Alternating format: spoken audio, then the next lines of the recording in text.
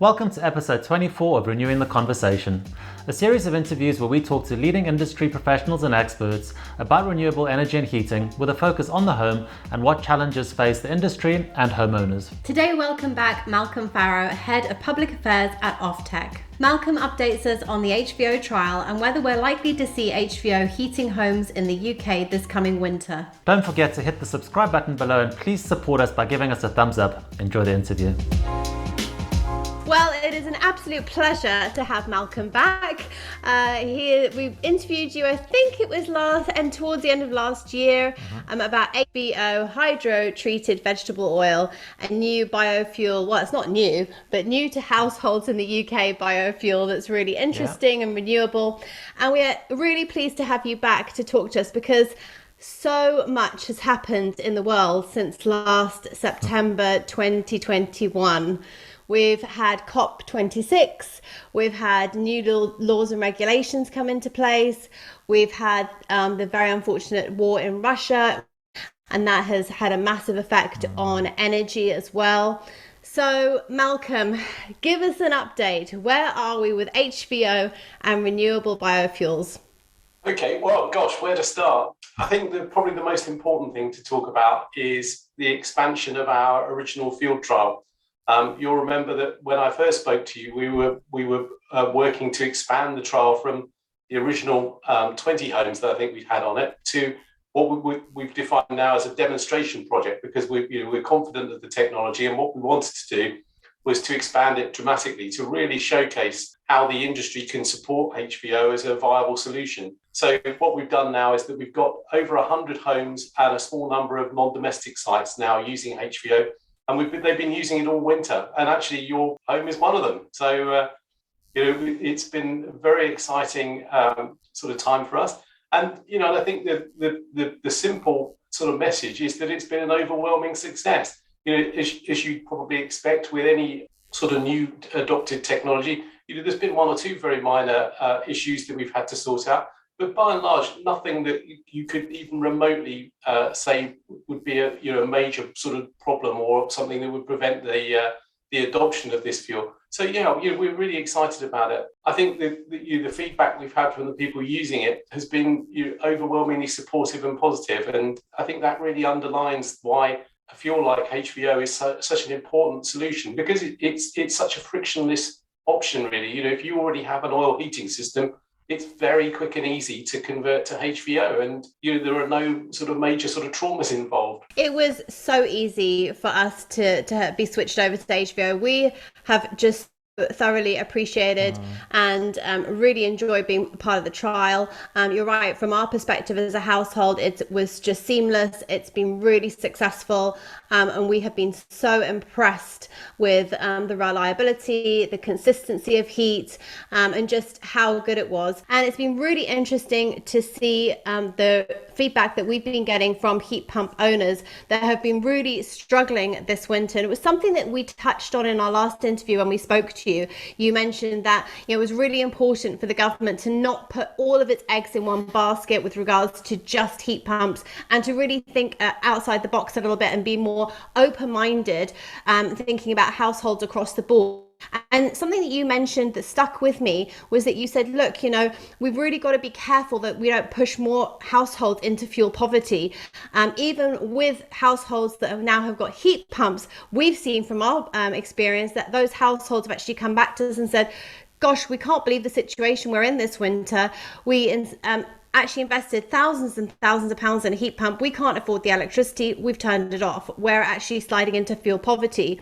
How much has that kind of impacted the conversation from your perspective as your organisation, how you represent HVO when you're speaking to the government? I mean, there's a lot to unpick from that question. I suppose the first thing to say is that since we last spoke, we've seen the government publish its heat in building strategy, or heat and buildings, I think they call it. That really contains, as far as off-gas grid homes are concerned, and businesses for that matter, a very strong commitment from the government to push heat pumps as their main solution, really. And they've been able to claim that's an appropriate option for off-gas grid buildings on two bases, really. One is that they think the price of heat pumps is going to fall significantly by 50% by 2025, I think, and to reach parity with boilers by 2030. And the other claim that they've made is that over 80% of off-grid buildings are suitable for a heat pump now. Let's take the second of those points first. I don't think anybody would argue that you can put a heat pump in any building, and if you design the system correctly, it will work. Off-grid buildings pose a much more difficult to convert quite often because, unlike suburban homes and where you might have a street full of similar houses, off the gas grid, practically every home can be different, and each one can pose a unique challenge. Now, that means that it takes longer to design the solution, it takes longer to install it, there may be more work to do to convert the existing system to work correctly with a heat pump. And all of that takes time and adds cost to the job. For that reason, we feel very strongly that the government's claim that they're going to reduce the cost of heat pumps where it applies to off-grid homes is really very unlikely. And that is supported by companies like Octopus Energy, for example, who are really in the vanguard of driving the heat pump market forward. And they're focusing on what I think they call the easy wins, homes that are more modern, homes that are in suburban and urban streets that are easy to convert. And that makes perfect sense. And, we in OFTEC, we really very supportive of an approach that puts heat pumps in the right places and really pushes the heat pump market forward in that way. We don't think off-grid homes are the right place to do that. The sort of feedback you're getting from households that are saying they're struggling with the sort of heating costs with heat pumps, suggests that probably the heat pump system may not have been designed as well as it perhaps could have been, or simply that the home isn't well enough insulated. I think that's a really crucial point. I mean, it really doesn't make any sense at all to install heat pumps in poorly insulated homes. And the cost of living crisis, I think, has really put that into a really stark perspective. And we know that there's quite a lot of discussion about whether the green levies that are currently applied to electricity bills will be reduced. And it may well be that they are, and it could be that they're moved from electricity to gas. But that's down the road. At the moment, people are really feeling the pinch. And whether you're a gas user, an oil user, or an electricity user, you're paying really high costs. This is really important because all the government policy designs in relation to the heating building strategy predate the cost of living crisis.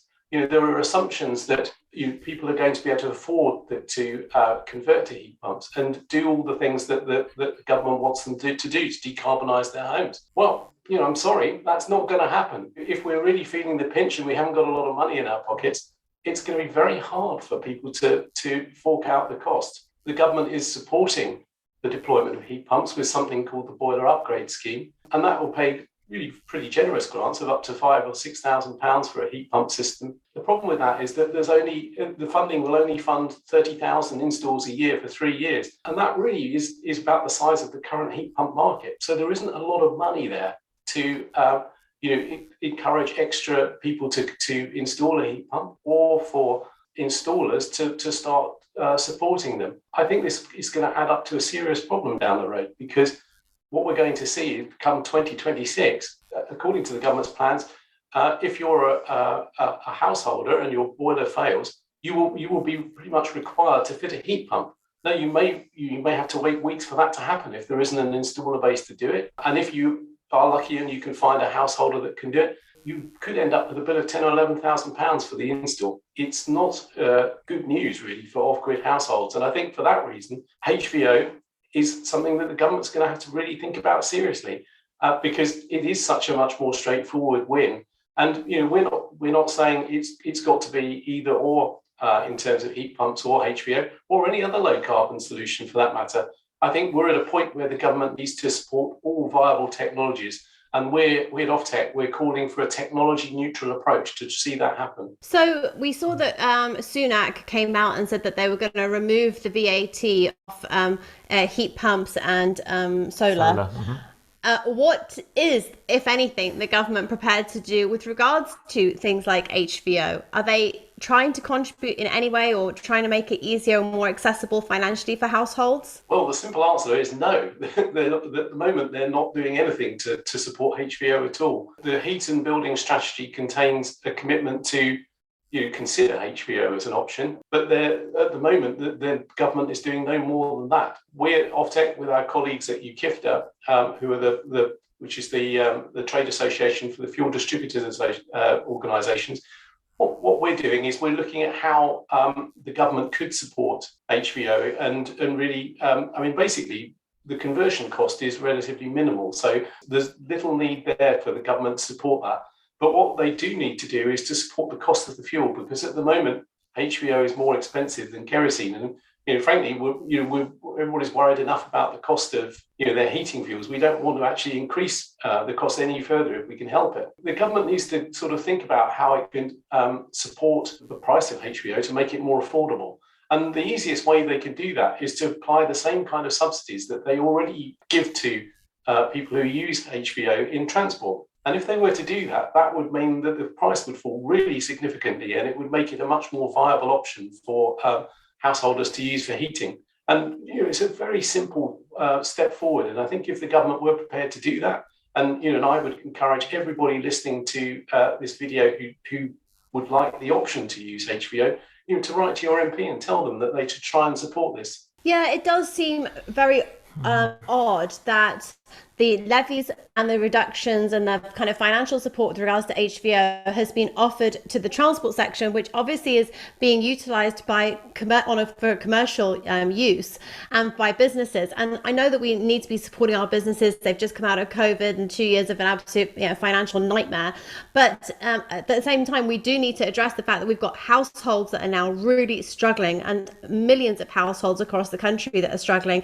And it really does seem unfair to not offer that same kind of level of support to households to have those options and to be able to afford something like HVO. Well, I agree. I mean, the government would say that, and to a degree that I think this is correct, that you need to use the low carbon resources that you have in the most sensible way possible. And there are some sectors of our economy that are difficult to decarbonise, and one of them is heavy freight transport, for example.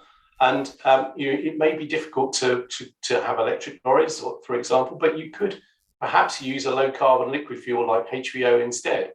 So the government is, I think, is thinking that liquid fuels like HVO may be needed more in transport and perhaps for aviation too. And for that reason, they're reluctant to allow them to be used in heating. I think, as we've already discussed, I think it's going to be very difficult for a lot of households to afford to switch to a heat pump quickly. And the HVO option is such a good one and such a straightforward win that I think the government really needs to think about this, and put people first. I don't want to come across too cynical, but I'm still kind of struggling to kind of pinpoint why that is that the government are just being a little bit resistant towards HVO, in that it seems to me that, with heat pumps, it is an industry, and you've got big brands that are playing in that industry, and there's an awful lot of money flying around that industry. So you've got that, which seems to be a financial incentive for the government to be involved in. You've got other areas of renewables which the government's getting involved in, looking at nuclear, but then they're kind of falling back onto fossil fuels and actually saying, look, we're actually going to ramp up our fossil fuels and oil exploration in the North Sea. And again, that seems to be another industry that is really in finance, and HVO doesn't seem to be a particularly financially maybe attractive area for the government. Is that kind of, do you think that is really kind of the crux of it, is that it's just not lucrative enough for the government to really kind of get behind? I definitely think there's a bit of that. We talk a lot about vested interests, really, don't we? And you'd be naive not to think that there's a lot of lobbying going on behind the scenes by all the big players in the energy sector. I think that's always been the case, and it's no different now, really. There's a lot of lobbying going on for heat pumps too, and some of it very sensibly, because it's a technology we will really need. I think actually, if you read the heat and building strategy carefully, it's pretty obvious that the government has really listened to companies like Octopus, who are really talking up the potential to reduce the cost of heat pumps. That's been an important foundation that sits, underneath the heating building strategy. I think the government thinks that if you can bring the cost down of heat pumps quickly, then it's a great option, and it would be if that turns out to be true. And I think there is some evidence that Octopus could be successful in terms of doing that in the right place. Their focus, as I've said, is the easy win, suburban homes, and I think the off-grid sector is very different to that. I think the other thing I would say, and I'm sort of straying slightly away from the kind of lobbying point, is around the kind of commitment to fairness. I mean, if you read the heating building strategy, it talks a lot about the need to ensure that the transition is fair. What the government is proposing to do is to treat a minority of householders and businesses, those that are off the gas grid and currently rely on fossil fuels, very differently indeed to those that are on the gas grid. I mean, if you currently have a gas boiler and after any time between now and 2035 it fails, you can just buy another gas boiler, and that will just cost you £2,000 or £3,000. But from 2026, if you use oil or LPG and you're off the gas grid and your boiler fails, the government is currently saying you will not have that option. In most cases, you will be expected to fit a heat pump. And if you have to face other costs to do that, well, then I'm afraid it's just tough luck. That's what the government's currently saying. If you do treat a minority like that differently, I think people will. The policy is fair, and I personally think it frankly isn't, and I think that's almost the most important point about the heat and building strategy as it now stands. It is not a fair policy. It's in fact fundamentally unfair. If you're saying that you feel that they are treating kind of more rural off-grid homes unfairly, well, since COVID, what we've seen in real estate has been such a shift and demand from suburban families actually wanting to move out to more rural properties to have more space. So it's going to be so interesting to see their response when they come out to the countryside, are actually off the grid, and to see if we start to have more of a voice, a louder voice, so to speak, of all those new families joining the kind of rural communities saying, actually, hold on a minute, we need greener options, and we need them to be affordable. Yeah, I mean, affordability has got to be a fundamental element of any successful policy, hasn't it? And, I'm sure a lot of the people you talk about who are, sort of embracing a sort of different lifestyle and moving out of the towns and cities to embrace rural living. I think, frankly, a lot of them are going to be in for a bit of a shock, because the cost of living in the countryside is often actually surprisingly high. You may find that your home is less energy efficient. You find that running costs to travel around the countryside are often much higher because there are fewer public services like buses and trains and things like that. You're more reliant on your car. Again, we know that the government plans to move a lot of personal transport to electric vehicles in the future. Now, that again poses a significant difficulty, because if you want to install an electric charger in your home and a heat pump, and perhaps you want to cook using an induction hob, well, you may find you need three-phase electricity to do that. Is the current network up to scratch? Can it support that? All these things are going to come at a significant cost. I think the other critical factor, as I've already mentioned, is whether the installer base is going to be ready to support all these different things. Installers, like most small businesses, are very driven by their customers' demands. And if you're currently installing boilers and you're getting a lot of demand from your customers for heat pumps, then naturally it's a no-brainer to start offering heat pumps too. But I think if you talk to most installers working off the gas grid, and in fact OFTEC did this as part of our consultation response, and we actually got replies from over 200 installers, and they basically said, well, we don't think most of the homes that we support are currently ready for a heat pump. So and we're not getting a lot of inquiries for them, so we're not going to start offering them yet. So you've got this sort of chicken and egg thing going on, that the government wants people to adopt heat pumps, and for off-grid, that's from 2026 for most households and businesses. I don't think the installer base is going to be remotely ready for that. There will be a sudden rush to try and catch up with it, and I think 2026 could be a very difficult year, and I wouldn't want to be in a home where my boiler broke down on January the 1st or something like that. I think you could find it very awkward trying to get a replacement heating system. Speaking about affordability, kerosene and heating oil is obviously subject to the volatility of markets. Is HVO a lot more stable as a price point? A really good question. I mean, I think it is more stable generally. I think the price has spiked in this current situation, which is, I think most of us would agree, completely unprecedented. I mean, I've never seen anything like the volatility in the energy market that we've seen in the last 2 or 3 months since the Ukraine crisis happened. I think in general, yeah, the price of kerosene is much more volatile than HVO because it's very dependent on the crude oil price, whereas HVO is a very different kind of fuel manufactured in a different way, and it's not subject to those sort of dramatic swings that we see, which are normally due to, frankly, politics in the wider world. The other big thing to say about HVO is that, and actually, this goes back to your point about lobbying. Actually, one of the reasons why HVO tends to be overlooked actually and hasn't got a strong base of industry lobbying on it for it is that there's no current domestic production of HVO in the UK. So all the fuel we get is imported from the near continent, from Holland, actually. I suppose one of the things that we would like to see is again, domestic production, which I think would be a really healthy move for the UK. We obviously have some domestic production, but I think one of the big potential advantages of us having left the EU is that we could be no longer have to keep the laws that the EU had previously imposed, which protected domestic production of HVO, which would mean that the UK could potentially import it from other parts of the world, including from America. And we know from conversations we've had with American manufacturers that they'd like to be able to export HVO into the UK market. Obviously, there would be concerns about importing fuels from all over the world. Ideally, you want to have a homegrown energy economy, but the reality is that what this would do is would just provide further security for us in terms of HVO use. And I think it's just good to know that option could be there. And it might well mean that the price of HVO in the UK would actually be lower because we'd have more options. So you touched on, from my perspective, supply and demand. So I think that when we last spoke, you said that I think maybe 20% of homes, there'd be enough HVO coming in from Holland or from Europe to cover 20% of homes.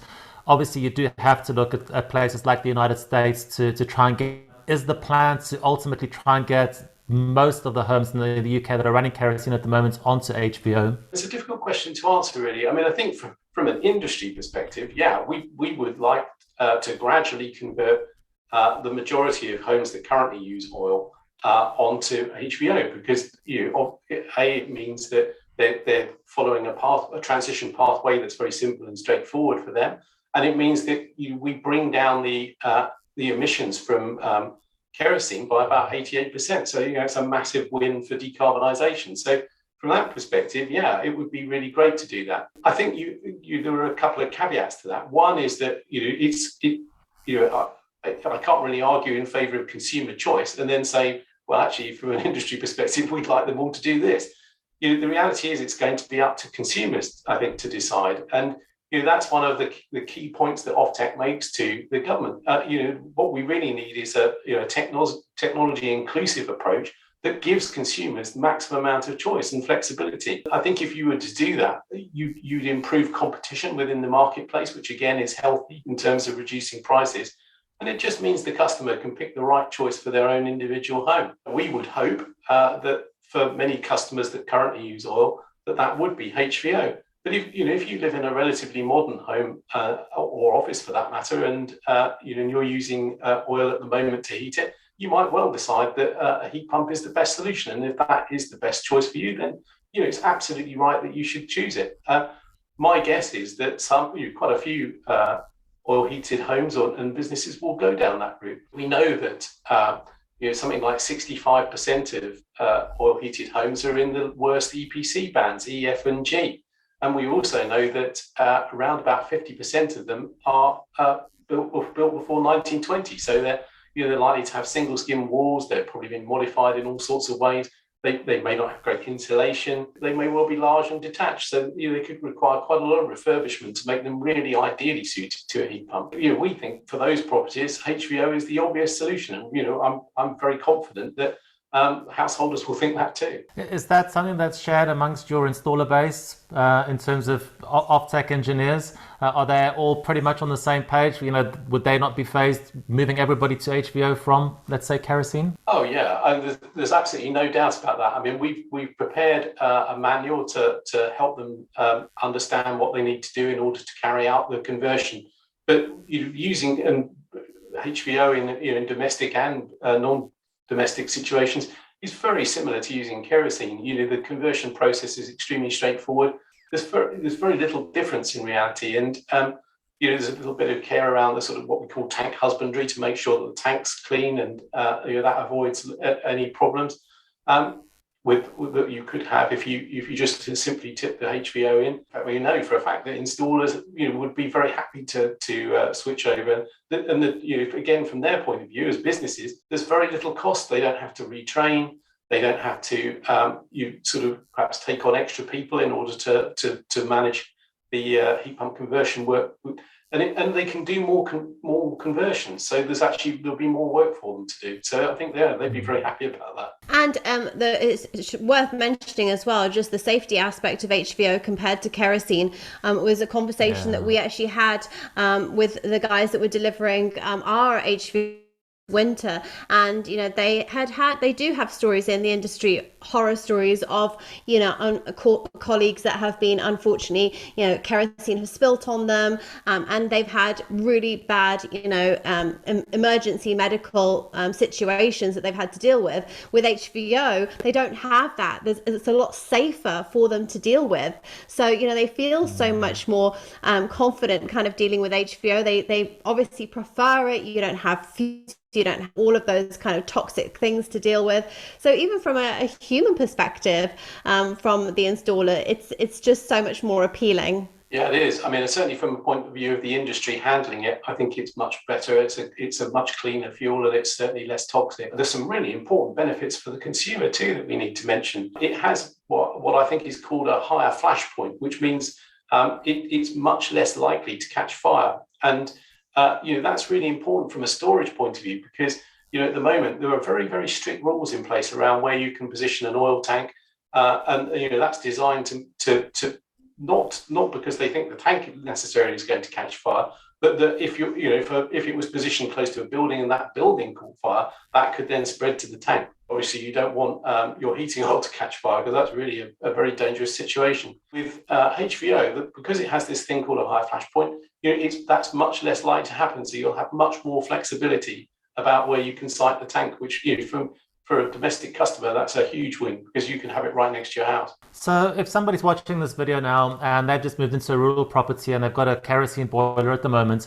and they're thinking about running HVO this winter, what are the odds of them being able to actually call their local fuel distributor and HVO delivered to them? This is the bad news. Okay. I mean, the answer to that is virtually zero. And that's because at the moment, fuel distributors just aren't geared up to supply HVO into the domestic heating market, because it's just currently too expensive. That is the sad reality. And if householders were to phone up to find out the price, they quickly realise that it's just not a realistic option at the moment. That's why we need the government to incentivise it to get the market started.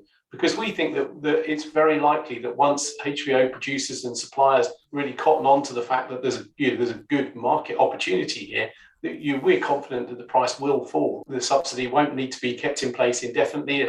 It can gradually tail off, but it will just support the initial phase of the rollout of the fuel and enable customers to adopt it quickly. So, if in the scenario you've just described, I would absolutely urge that person to get in touch with their MP and say, I want this option to be available to me. And you can go to the Future Ready Fuel website, which is the site we've designed to promote HVO, and find your draft letters that are available for people to send to MPs with exactly this kind of message, and I'd really urge people to do that. We're at a really frustrating point still, because it sounds like you're going to a lot of conferences and trade shows. You're saying that the installers, the industry is really willing and open to adopt this really quickly. They're very open to it. They like the idea of it. It's safer to use. It's cleaner to use. We've got homes that you said the results from the trial were really successful. All the homes came back really happy that they had a really nice warm winter. So it really is just the government that's lagging behind on this. So we really do need households and homeowners. If you're out there and you're watching this and you have an oil boiler, please consider HVO, and please consider speaking up about HVO, because we really do need, as you said, for a lot more demand from household and homeowners to say, look, we absolutely must have more options like this. Yeah, I think that message is absolutely the right one. People power can really make a difference here, and the government has published its plans. The consultation has happened, and we're expecting the government to report back sometime later this summer, most likely, what they're planning to do, and we might see some sort of modifications to the original proposals at that point. My guess is that they're still going to plough on largely unchanged with the plan to roll out heat pumps and to treat rural households and businesses very differently to the rest of the community in the UK. I think we need to do something about that, frankly, and I think there's a real opportunity for people to make their voices heard, because let's not forget, in a couple of years' time, there's going to be a general election. A lot of households will if they make their voices heard, that will convince their MP that there's a problem here and that something needs to be done about it. Because let's face it, MPs want to be re-elected, and if they find out that their constituents are fed up and annoyed about something and want to see something happen, that's a very powerful incentive for the MP to then talk to the government department that's responsible, which is BEIS, and talk to the Treasury and say, you really need to get behind HVO for heating and really help us to make that happen. Is there any updates with regards to the trial going on again this coming winter?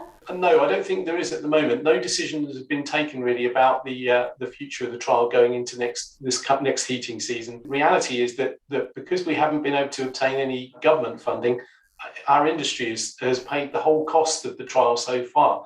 And there's probably a limit to how much we can continue doing that, really. And I think that we've also been very successful in terms of the learning outcomes from the trial. So there's probably not a great need to keep all the sites on from a purely technical perspective. But obviously, once you've converted a home to a much greener solution, ideally we'd love to keep them all on, because it's just a good thing to do, and it showcases HVO really well. But I think the reality is that we probably will have to scale back the trial, but the plan is to definitely keep as many on as we can. So we'll put the links below for Future Ready Fuels website below, so that if you're interested in HVO, or you do want to get one of these letters, these templates. We'll put the letters on our website too, just to make them as accessible to everybody as possible. Easy as possible. We'll do all the work for you. So please, if you're interested in HVO, please just think about sending over a quick email on the templates to your MP. Let's hope that we can really start to kind of speak up and get the train moving on this, because I think that we're just lagging behind too much. We need to start to really fire up the government and have our voices heard a little bit. Yeah, I think that's exactly right now. We've got a crucial window of opportunity to get this over the line. I think if we can get as many people as possible to do that and to make their voices heard, there's a really good chance that the government will listen. The whole issue of energy and things like this is a really hot topic at the moment, and I don't think that's going to change anytime soon. So let's make the most of that while it's in everybody's minds, and really push hard to make this happen. Well, thank you so much, Malcolm. It's been an absolute pleasure having you on, and I really hope that your installer show goes well, and that all the installers really enjoy finding out more about HVO. And I do hope that we'll have you back towards the end of the year, and there'll be a bit more positive news. And let's just start get those letters out there, guys. Come on. We can do it. Let's start waving the flag for HVO and start getting some renewable clean energy into our rural homes. That would be fantastic, and I'd be delighted to come back and give you a further update later in the year. Brilliant. Thanks, Malcolm. Take care. Bye-bye. Bye-bye.